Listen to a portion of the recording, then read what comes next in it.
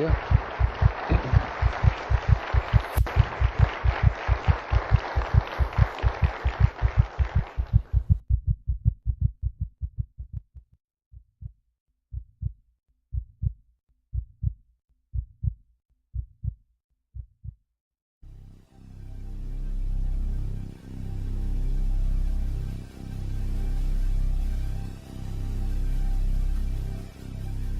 Raise your hand if you feel or you think you would be nervous or you are nervous when you speak. Most people? Even for experienced people.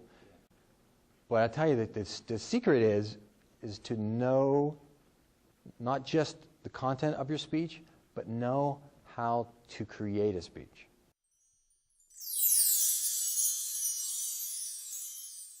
Our guidelines, let's put it that way, guidelines.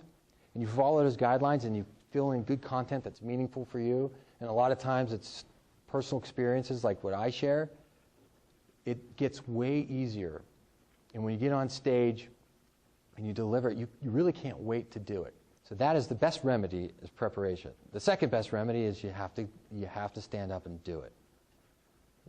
The other thing that's an immediate relief if you have to give a speech for work or something like what Ernest did or Pastor Jim is the great way to start the presentation is to ask a question. Because as soon as you ask a question, what happens?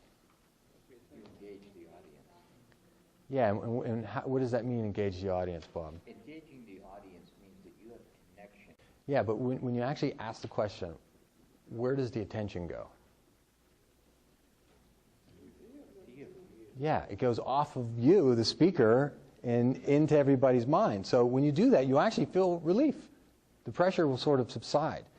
And then you can bring them back, and then if you get nervous again, ask him another question. Just don't do something like, what's 300 divided by 7,400?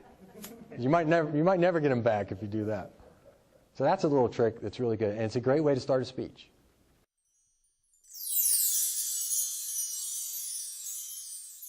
Said, you look so natural. How do you do it? Your hands. And I said, well, why do you think that you can't do that? And so she started explaining. She said, well, I just get nervous, and then when I'm trying to present my speech, I'm like, stop. Look at what you're doing right now.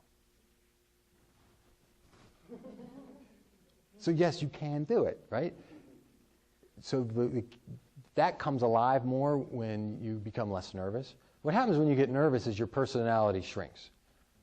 You're not who you are. You become this person who's so terrified of what they're going to say, and they're just trying to focus on the words, and they're not being themselves. But if you were amongst friends, and you were telling somebody what happened that day, you'd be doing all this stuff.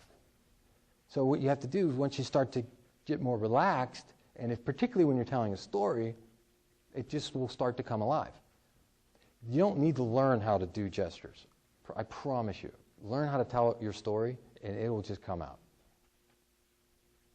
In the beginning, it's a little weird, but like, for me, I didn't know what to do with my body, so I would stay here in the beginning. The first 5 speeches, I stayed around the podium.